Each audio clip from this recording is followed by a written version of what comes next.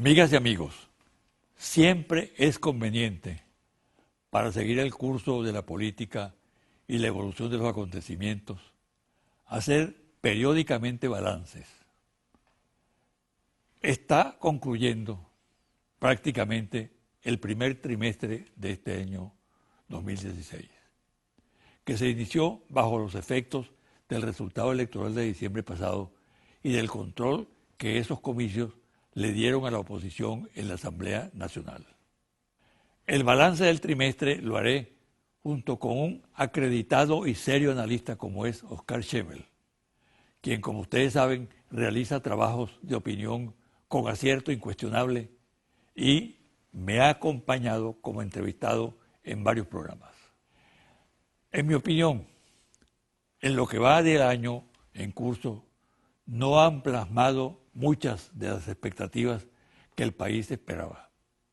El cambio con la correlación de fuerza en el seno del Poder Legislativo fue visto como un paso importante en el ejercicio de una democracia donde el pluralismo cobrara fuerza y con ello la posibilidad de un balance de poderes que generara la colaboración entre estos y un mayor control de los actos de la administración pública. Pero no ha sido así. La oposición pasó a controlar la Asamblea Nacional con el propósito de consolidar una especie de poder alterno, incluso con ínfulas de imponerse al resto de los poderes públicos. El criterio de asumir las instituciones para convertirlas en bastión de resistencia se ha impuesto desde la propia instalación de la Asamblea. Ya el pasado 5 de enero se vio claro que la nueva mayoría en la Cámara actuaba con el propósito de obstaculizar, de pulsear con el Ejecutivo y otros poderes, e inclusive de inmiscuirse más allá de lo que pauta la Constitución y leyes de la República en las atribuciones de otros poderes como el electoral, el ciudadano, el Tribunal Supremo de Justicia y hasta el propio Ejecutivo Nacional. Semejante visión llevada a la práctica ha estado presente casi a diario en el escenario nacional y es motivo de fuertes confrontaciones, por lo demás inútiles y perjudiciales para el tratamiento de aquellos temas que realmente interesan al pueblo venezolano. Un ejemplo, el tema de si Nicolás Maduro cumple su periodo constitucional proveniente de un mandato del electorado nacional, si debe salir ya del cargo, incluso en un lapso fijado a priori de 6 meses y anunciado por el presidente de la Asamblea Nacional en su discurso de inicio de sesiones. ¿Cuánto perturba la vida republicana y afecta a la democracia semejante actitud? Mientras tanto, los grandes temas son dejados de lado y los problemas se complican. Se agudiza la crisis cuyo abordaje es responsabilidad de todos y no solo del gobierno y del chavismo. Se extiende la desesperanza en los ciudadanos y pareciera que se cerraran los caminos. La posibilidad de dialogar se esfuma y se radicalizan más las posiciones. De todo esto y mucho más conversaré al volver de la pausa con mi invitado Oscar Schemmel, analista político, económico y presidente de Interlaces.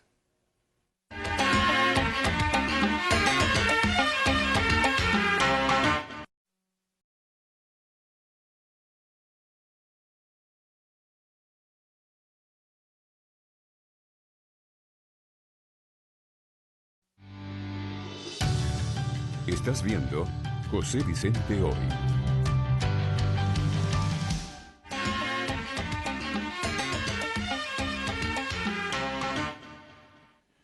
Tiempo de balances.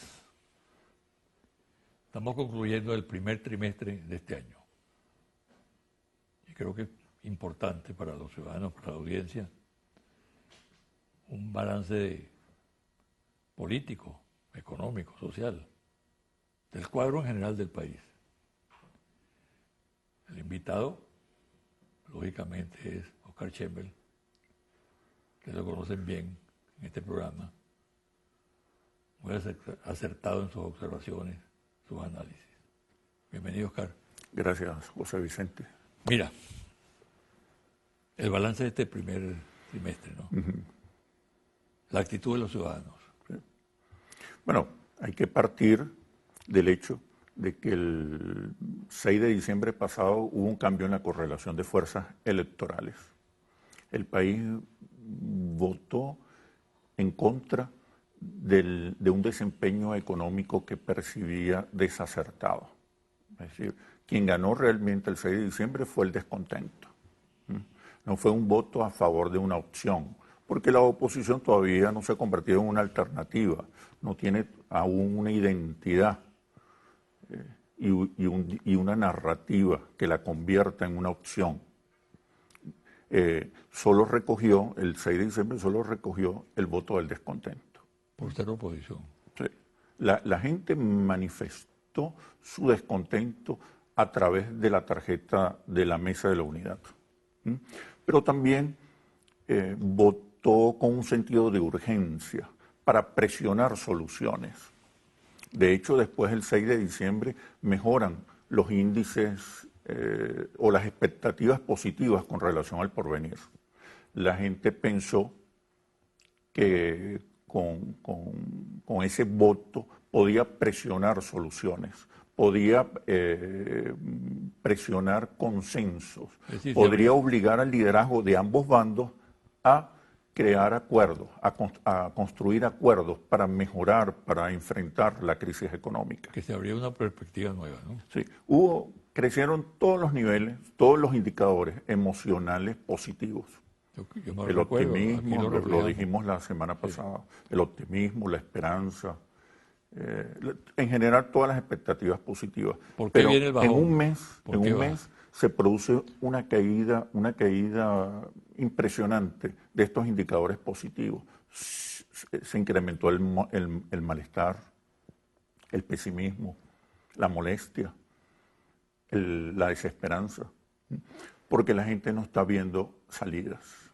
La gente está observando que el triunfo de la oposición lo que ha provocado es mayor conflictividad política, mayor enfrentamiento.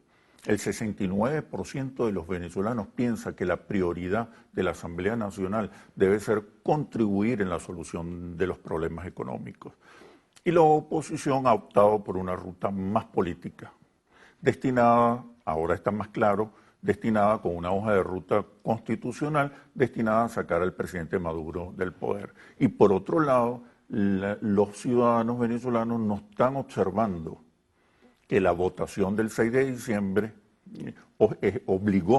obliga al presidente Maduro a tomar decisiones. Todavía la gente no encuentra respuesta a sus problemas fundamentales: desabastecimiento, inflación e inseguridad. Es decir, quiere que el presidente tome decisiones. Sí. Nosotros observamos que el presidente está atrapado en una especie de enredo ideológico, de trampa cognitiva ideológica. Pareciera que está viviendo una fantasiosa épica revolucionaria pero no aterriza en los problemas concretos de la gente. Alternativas, los 14 motores. Antes ofreció las 5 revoluciones. Ajá. La gente está cansada. O ya esta hiperdiscursividad revolucionaria no está en sintonía con las verdaderas demandas y expectativas de los venezolanos. Los venezolanos quieren soluciones. Ya pasó una etapa de lucha, de batallas, de conquistas. Ahora viene una etapa de reflujo en los movimientos sociales, en la actividad de calle. La gente espera orden, eficiencia, soluciones y resultados. También espera consensos, acuerdos con distintos sectores del país. Entonces el presidente está atrapado en una especie de enredo cognitivo, de trampa cognitiva e ideológica. Pareciera que está viviendo una épica revolucionaria, una confrontación final, cuando los venezolanos lo que están reclamando es eficiencia y resultados. Pero con las amenazas que se ciernen sobre el país. La prórroga por parte de Obama del decreto. Claro. Los constantes ataques del exterior, la campaña brutal contra el gobierno, contra Venezuela, tiene que defenderse. No se puede negar que hay una campaña internacional para desprestigiar al liderazgo chavista, que hay una campaña feroz para neurotizar y caotizar a la sociedad venezolana, que hay una campaña sin precedentes para exacerbar los problemas, Pero la reacción para no es ahondar en apropiada. el descontento. La respuesta no es apropiada. Pero la respuesta es la gestión económica. No se trata de abandonar las narrativas revolucionarias, las narrativas que polarizan a la sociedad venezolana, las narrativas que identifican un adversario contra los intereses del pueblo. Pero en paralelo la gente está esperando resultados, está esperando gestión económica y ahí ha sido muy lenta, han sido muy lentas las decisiones del gobierno. Te iba a preguntar Y las narrativas... si crece o decrece la esperanza, y ya me estás diciendo que decrece, ¿no? Sí, hay frustración, hay desesperanza. Las expectativas que surgieron después del 6 de diciembre no han sido satisfechas por ninguno de los dos bandos. La oposición tomó el camino de la confrontación y de agudizar la crisis política para evitar la solución de los problemas económicos, para agudizar aún más la crisis económica. Cayó en esa provocación el gobierno. Y el gobierno no entendió que su estrategia más acertada tiene que ver con una conveniente política económica que apunte a la solución de los problemas de la gente, desabastecimientos, colas, alto costo de la vida, inseguridad, crisis moral. No es que deje de confrontar. ¿Cómo reparte el ciudadano las responsabilidades en eso? No, el principal responsable para los ciudadanos es el presidente Nicolás Maduro. De hecho, 67%, al 7 de febrero, 67% de los venezolanos consideran que la situación económica, la crisis económica puede empeorar y 58% está de acuerdo con que la única manera de resolver la crisis económica es con la salida del presidente Maduro. Sin embargo... ¿Por qué vía? Sin embargo, por las salidas constitucionales. Definitivamente, este es un país que rechaza la violencia, los atajos anticonstitucionales, rechaza la violencia, el caos, rechaza todas aquellas políticas que fomenten el desorden, la inestabilidad. Pero los venezolanos apuestan al voto. Hay una política de inestabilidad enmascarada, con buenas palabras. La salida cívica, democrática, constitucional, pero de golpe muestra las garras, ¿no? Y asoman los reales propósitos. Sí. Salir de Maduro como sea. Claro, a través de la construcción de un clima de presiones, de movilizaciones, para exacerbar el descontento y la frustración. ¿Cómo responder a eso? Más inteligentemente. Claro, la comunicación es clave. Las medidas... Incluso se han tomado algunas medidas. No son suficientes, son muy lentas, pero también la comunicación acerca de las medidas ha sido muy débil. Ha obviado, por ejemplo, los beneficios. La gente no compra medidas, compra beneficios. Así como la gente no compra licuadoras, compra es tiempo libre. Los beneficios, la esperanza, el porvenir, ha estado ausente en el discurso del gobierno. Hay un problema mediático, entonces. Hay un problema discursivo, narrativo. Ya no se vende el producto. La narrativa revolucionaria, aquella narrativa épica de confrontación y batalla, no es suficiente. Ya no es suficiente el pasado, enarbolar el pasado. Ya no es suficiente desde el Estado convocar y movilizar. Ha habido cambios simbólicos importantes, cambios culturales importantes en la sociedad venezolana. Ha nacido un nuevo sujeto social histórico que comparte el legado, los postulados fundamentales de la Constitución bolivariana y los postulados fundamentales del legado del comandante Chávez, pero ahora está pidiendo soluciones. El agobio, el malestar, la angustia de los venezolanos es muy grande, la inseguridad se ha desatado, las colas siguen siendo muy largas e indignas. El costo de la vida se ha disparado. La gente está sufriendo, sobre todo la gente de los sectores populares está sufriendo como nunca la crisis económica. Recuerda que buena parte de la propaganda electoral de la oposición se centró en que una victoria de ella en las elecciones del 6 de diciembre significaba acabar con las colas. incluso dijeron, la última cola es esta que usted está haciendo, que va a ser con motivo de la votación. Bueno, ahora se le está diciendo al país, la solución, la salida definitivamente a la crisis es que Maduro abandone la presidencia. No tiene el mismo carácter demagógico esta propuesta de ahora que la anterior. De hecho, totalmente de acuerdo. De hecho, las expectativas se centraban en que la nueva correlación de fuerzas en la Asamblea Nacional podía presionar la toma de decisiones por parte del gobierno del presidente Nicolás Maduro. La gente votó para presionar soluciones y con un sentido de urgencia. Por eso la frustración en un mes, entre enero y febrero, ha sido tan grande. De hecho, la gente esperaba que la oposición llegara con propuestas y negociara o estableciera acuerdos con el gobierno nacional y se produjeran aquellos consensos y acuerdos que facilitaran la toma de decisiones y las soluciones. Hoy la población se siente decepcionada y por eso ninguno de los dos bandos se está conectando con las demandas de la sociedad venezolana. La sociedad venezolana se está moviendo, o los factores antagónicos se están moviendo a un centro político que hace síntesis de las distintas propuestas. La oposición ha tomado el camino de agudizar la crisis política para agudizar la crisis económica y provocar, quizás no tanto una salida constitucional, sino un caos que provoque la salida del presidente Nicolás Maduro. Vamos a hacer una pausa y quiero que cuando regresemos abordemos precisamente eso último que tú estás diciendo, el caos, el estallido combinado con un alzamiento militar. ¿Está bien? Excelente.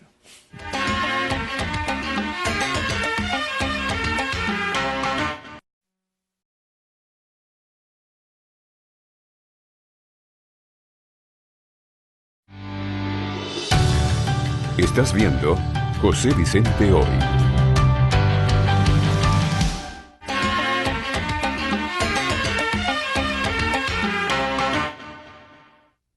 Oscar, este cuadro económico grave, indudablemente, al igual que la situación de la inseguridad del país, nos coloca ante una situación muy especial, ¿no? En Venezuela estamos viviendo, en materia de seguridad, una inseguridad atípica, no es propiamente venezolana, tiene muchos elementos de importación, ¿no? En buena parte de los hechos más bochornosos y de los delitos más graves que se cometen, aparece algo relacionado con el paramilitarismo colombiano. Entonces, se habla de un estallido social, la gente obstinada de las colas, en contra de la medicina y los alimentos, se desespera y al mismo tiempo se habla de que hay un trabajo militar de sectores más radicales de la oposición. La combinación estallido social, participación de militares, afectaría indudablemente el proceso constitucional del país. Eso es una fatalidad de seguir el curso que llevamos. ¿Qué opinas? Es indudable que hay una guerra continuada, una guerra psicosocial continuada contra Venezuela. Es impresionante la articulación de las transnacionales de la comunicación para difundir contenidos que afecten la estabilidad del país, que exacerben los problemas, que aíslen al país y desacrediten al gobierno nacional en el plano internacional. Es impresionante. Me comentaba un periodista, para señalar solo una anécdota, me comentaba un periodista europeo que en el viejo continente, cuando estuvo cubriendo las pasadas elecciones parlamentarias, que en el continente en el viejo continente, todos los ciudadanos pensaban que en Venezuela Leopoldo López era un gran líder de masa y convocaba a las mayorías que se movilizaban cada vez que levantaba la voz. Y me cuenta, tengo en Venezuela 10 días y no he escuchado nada, no he escuchado hablar de Leopoldo López. Para que vean un poco las matrices que se han ido creando, las matrices de opinión que se han ido creando en el exterior contra Venezuela. Pero además hay una exacerbación, una agudización del problema de la inseguridad que tiene que ver con una infiltración de bandas paramilitares del vecino país, Colombia, ¿no?, que han acentuado el problema de la inseguridad. Las bandas, pues esto no es un problema, la inseguridad en Venezuela ya no es un problema de hurtos, robos menores, problema de bandas organizadas que ocupan territorios y establecen su poderío en esos territorios. Pero además está la crisis económica, exacerbada por distintos factores. Pero si bien eso es verdad, y le permite a la oposición ahora retomar la estrategia que ha mantenido durante los últimos 17 años de sacar de raíz al chavismo a través de la profundización de la crisis política que cabalga sobre la crisis económica para presionar la salida del presidente Maduro, también es cierto, si bien todo eso es cierto, también es cierto que el gobierno nacional ha alimentado esas estrategias con las desacertadas políticas económicas o con la ausencia de decisiones oportunas. ¿Cómo es posible que no se hayan tomado decisiones con respecto a la política cambiaria desde hace 2 años? ¿Cómo es posible que el programa de subsidios directos a la población más vulnerable esté engavetada desde hace 2 o más tiempo? Hay también una responsabilidad del gobierno nacional que no asume la crisis económica y no crea equipos económicos coherentes, cohesionados, con una dirección única, para facilitar un supuesto debate ideológico entre algunos integrantes del gabinete, cosa que lo que hace es retrasar, entrampar ideológicamente las decisiones y posterga la toma de un rumbo definitivo para la economía del país. Entonces hay una mezcla explosiva. Por un lado, la exacerbación de la guerra, la profundización de la guerra psicosocial, y por otro lado un gobierno que no da respuesta. El país está ganado para acompañar un proceso de ajustes. Lo que quiere ver es el porvenir más claro.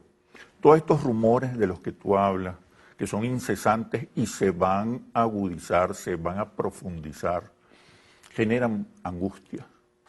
Generan lo que los psicólogos sociales llaman angustia persecutoria. Y al final, si no se resuelve la angustia, lo que va a generar es un estallido social. Quizás no en las proporciones que conocemos del Caracazo, pero sí se van a producir de manera programada y estimulada focos de violencia, focos de protesta que van a crear un clima enrarecido. Recuerda que las angustias no se eliminan, las angustias se acumulan y llega un momento que el recalentamiento de estas angustias provocan estallidos, violencia y movilizaciones y protestas violentas. El dilema sería entonces mayor confrontación, crecimiento de la confrontación, crisis política o diálogo. Uh-huh. El diálogo apareció fugazmente, pero desapareció también rápidamente. Ya prácticamente no se habla de diálogo. Se habló con intensidad a finales de la campaña, luego del resultado electoral. Se crearon ciertas expectativas, pero eso es tiempo pasado ya. Es muy grave porque implica la derrota de una de las fórmulas para crear condiciones de estabilidad.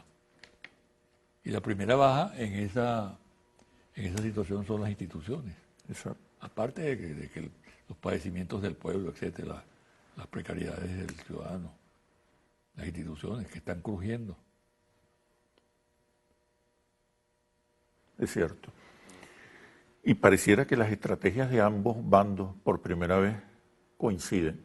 Pareciera a veces que el gobierno nacional está también avivando la confrontación. en medio de una fantasiosa épica revolucionaria, de una sierra maestra inexistente.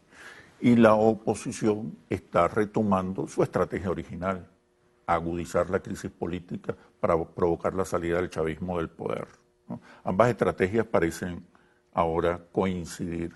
Y el país expectante, un país con un nuevo mapa de movilización social y política que lo que está reclamando son consensos, acuerdos, negociaciones, soluciones, resultados para superar la honda crisis económica que vive, para superar el desabastecimiento, la inflación y la inseguridad.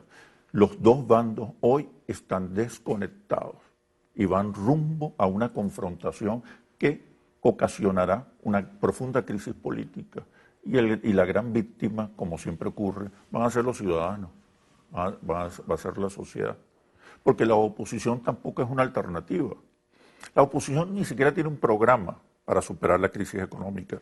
Hace un par de semanas escuchaba yo un diputado economista de la oposición, Asamblea Nacional, anunciando que iba a iniciar un proceso de consultas y debates para presentar algunas soluciones a la crisis económica. Es decir, llegaron a la Asamblea Nacional sin propuestas, sin programa. Por eso lo secuestra ahora la estrategia de caotización, de profundización de la crisis política. Y ahí nadie va a ganar. En esa confrontación nadie va a ganar. Mientras el gobierno nacional sigue teniendo una gran oportunidad. Es el gobierno, es la jefatura del Estado, es el poder. Puede convocar... El chavismo es una fuerza social. Es una fuerza social y simbólica que se activa, se moviliza cuando hay banderas que la cautivan, que la persuada. El chavismo es un poder simbólico y cultural impresionante. La oposición, entre tanto, es una fuerza electoral, pero no es una fuerza simbólica, social, no tiene presencia en las calles, no tiene una identidad propia, ni un programa propio. Se ha nutrido y ha avanzado a partir de los errores de su adversario. La gran oportunidad la tiene el presidente Nicolás Maduro, anunciar un gobierno que se sostenga a partir de consensos con otros factores de la sociedad venezolana, no necesariamente con la oposición, con otros factores de la sociedad venezolana, sobre todo con el sector privado, para avanzar en las soluciones de los problemas económicos. Debe abandonar esa hiperdiscursividad revolucionaria y aterrizar con narrativas que generen mayor esperanza, que restablezcan la esperanza en un porvenir mejor por parte de la sociedad. Primero, la trampa ideológica, la trampa cognitiva. Pareciera que están viviendo una fantasiosa épica revolucionaria. Y por eso avanzan hacia la confrontación final quizás. No han definido un rumbo económico. El presidente organiza gabinetes plurales para generar debates y acuerdos. Y lo que hace es construir gabinetes que implosionan. No han definido una ruta y, por tanto, organizado gabinetes económicos que respondan, coherentes, cohesionados, que respondan a esa nueva dirección de la política económica. Hay lentitud en las tomas de decisiones.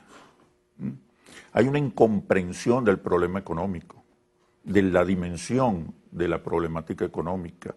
Hay una desconexión con el malestar y el sufrimiento de la gente. Tú has definido la ruta económica de la oposición y la ruta política de la oposición. La hoja de ruta de la oposición y la hoja de ruta del gobierno, ¿no? ¿Cuál sería la hoja de ruta que tú señalarías apropiada? Convocar un gobierno de unión nacional con todos los factores. Definir finalmente el rumbo económico de la revolución, cualquiera que sea. Si es la estatización, es la estatización. Si es la economía mixta, es la economía mixta. Pero que se define un rumbo. Cambiar el discurso o renovar y actualizar la propuesta bolivariana y por tanto sus narrativas, sus símbolos y su discurso. El país no es el mismo de hace 17 años. Ya se superó una etapa de luchas, de batallas y victorias y avances. Ahora la revolución está viviendo una nueva etapa donde el desempeño económico es fundamental, es la palanca clave para avanzar en el proceso revolucionario. La gestión económica es clave. Los venezolanos están pidiendo gestión, no banderas. Pero con una política definida también. Evidentemente, la política es clave. Es clave. Es clave. Es realmente lo que decide y orienta el rumbo de las distintas políticas, la económica, la social, la cultural, la ideológica. Pero lo político es lo más polémico. Lo político es lo fundamental. La primacía de lo político es fundamental, pero una política que esté conectada realmente con las demandas de la población y que pueda orientar de manera acertada la política económica. ¿Qué pronostica para el próximo trimestre? El próximo trimestre vamos a ver cómo la guerra psicosocial va a seguir avanzando. Se van a presentar focos de violencia, protestas en las calles.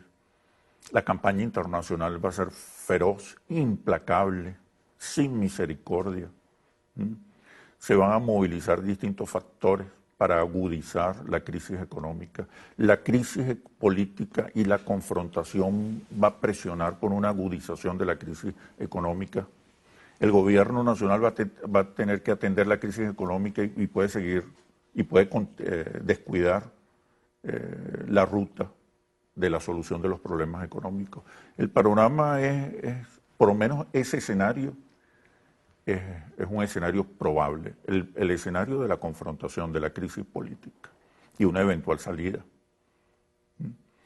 El otro escenario, ¿qué tipo de salida? El otro escenario es la rectificación, una salida provocada a partir de una caotización de la sociedad venezolana, de una neurotización de la sociedad venezolana agobiada por la angustia. Ruptura del orden constitucional. Ruptura sobre todo del orden simbólico, del orden cultural, del orden emocional.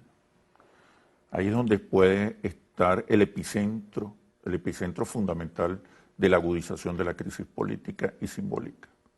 Es grave lo que está ocurriendo, pero el presidente Maduro tiene en sus manos todavía la gran posibilidad de convocar a los venezolanos, de restablecer la esperanza, de tomar medidas difíciles. La gente no está en contra de las medidas, la gente puede acompañar un plan de ajuste, pero dile cuál es el porvenir de esas medidas. Entonces las narrativas tienen que ser reactualizadas, renovadas, para conectarse simbólicamente y culturalmente con la sociedad venezolana. El chavismo tiene un poder simbólico extraordinario y está ahí, está latente. Hay que utilizarlo, pero actualizarlo para este nuevo tiempo político. Ya pasó una época, estamos viviendo no el fin del ciclo, pero sí el nacimiento de un nuevo tiempo político. ¿Lo captan ellos? Creo que hay incomprensión, de lado y lado, creo que hay incomprensión. La crisis política no va a beneficiar a la oposición tampoco, porque la oposición está desprovista de símbolos, de narrativas y de propuestas, de programas. La salida, una eventual salida de Nicolás Maduro del poder o del chavismo del poder le permitiría a la oposición asumir la conducción del gobierno y del Estado. ¿Pero con qué herramientas? Viviríamos una etapa de mayor inestabilidad política, una etapa de mayor crisis política, una etapa de mayor frustración con un eventual gobierno de la oposición. La oposición no tiene ni siquiera la sensibilidad todavía, la sensibilidad social para entender la dimensión de la pobreza, la dimensión existencial humana de lo que significa ser pobre. Sus propuestas siguen siendo las propuestas de una meritocracia ausente de los grandes cambios que han ocurrido no solamente en Venezuela, sino en el mundo entero. Un pueblo tan perspicaz como el venezolano, ¿tú crees que lo percibe, lo olfatea así? Claro, en enero más del 50%, exactamente el 52-53%, prefería que el presidente Nicolás Maduro resolviera los problemas económicos, contra un 44% que prefería que viniera un gobierno de oposición. Todavía las expectativas positivas están más asociadas al chavismo que a la oposición. Y esa es la gran oportunidad del presidente Nicolás Maduro. Pero debe aterrizar, debe ya bajar de la Sierra Maestra fantasiosa y aterrizar en los problemas de la gente, acompañar a la gente, vincularse con la gente, establecer la conexión emocional que tanto éxito y victorias le proporcionó al comandante Hugo Chávez. Ese es el gran reto del gobierno del presidente Nicolás Maduro, reconectarse de manera discursiva y simbólica con las nuevas banderas de la sociedad venezolana. Bueno, muchísimas gracias. Bueno, y esperemos realmente haremos el balance del próximo trimestre. Esperemos realmente que la crisis política no sea lo que domine el próximo trimestre, sino que sean los acuerdos, los consensos y las soluciones. Te espero aquí para que hablemos de eso. Excelente. Muchas gracias. Gracias a ti, José Vicente. Suerte. Una pausa y regresar a los confidenciales.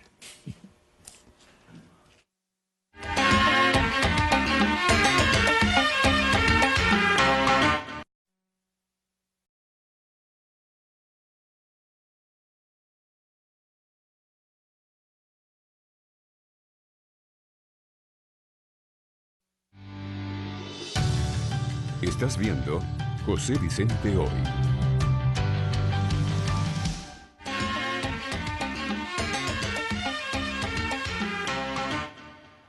Y ahora los confidenciales. Una demostración de buena voluntad del presidente Obama hacia la región sería la derogatoria del decreto contra Venezuela y el cese de las sanciones al país. Una decisión de tal naturaleza estaría en la línea marcada por el nuevo tipo de relación entre Estados Unidos y Cuba, que él ha impulsado, y de la determinación de cerrar la cárcel de Guantánamo. Mantener la tensión con Venezuela, el constante acecho contra su gobierno, equivale a repetir errores como el que por más de 50 años cometió Estados Unidos con Cuba y que el propio Obama reconoció cuando anunció su nueva política hacia la isla. Pero esta posibilidad beneficiosa para los dos países la frustró el propio presidente Obama con su decisión de prorrogar su decreto que declara a Venezuela amenaza para la seguridad de los Estados Unidos.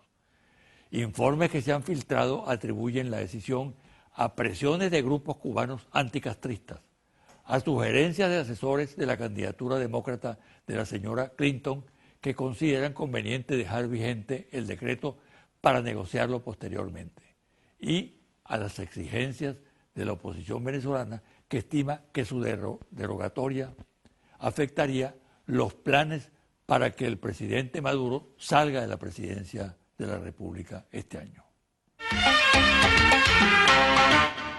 En un reciente anuncio del ministro de Relaciones Exteriores y vicepresidente de Guyana, Carl Grinchier, informando al Parlamento sobre el presupuesto anual de su cartera, aprovechó la oportunidad para revelar que el gobierno de Guyana reservó $200 millones para pagar los gastos legales relacionados con la defensa de la soberanía en el Esequibo, región que está en disputa con Venezuela, que el gobierno guyanés ha violado los acuerdos existentes y permitido a las transnacionales explorar y explotar los recursos que existen en ese territorio venezolano usurpado. En la opinión pública lo demuestran las encuestas realizadas últimamente, que no han sido difundidas, por cierto, las cuales indican una caída de la oposición y un crecimiento en medio de la crisis del chavismo. Se abre paso así la decepción por el tipo de política que adelantan los dirigentes opositores, cuya expresión más acabada es la orientación que le han dado al Parlamento, dirigida a mantener una actitud de rechazo a cualquier iniciativa que redunde en bien del país por el solo hecho de provenir del gobierno nacional. Pero también cuenta en ese deterioro de la imagen de la oposición la manera como comienzan a aflorar en su seno aspiraciones presidenciales consideradas como prematuras por los observadores. Se tiene la impresión de que todo cuanto ocurre en la MUD tiene que ver con el acceso a escenarios para influir en la proyección potencial de candidaturas como las de Ramos Ayud, Leopoldo López, Henry Falcón, Enrique Capriles, Julio Borges, entre otras, lo cual confunde a la colectividad que no está pensando por ahora en elecciones y candidatos, sino en la solución de sus problemas más inmediatos y angustiosos, que tienen que ver con el costo de vida, el desabastecimiento y la inseguridad. Falleció recientemente el exministro Luis Alberto Machado, hombre honesto, culto, quien hizo de la política un ejercicio responsable y asumió el tema de la inteligencia como una manera de abrir campos a la creación y al buen gobierno. Algunos se burlaban de él.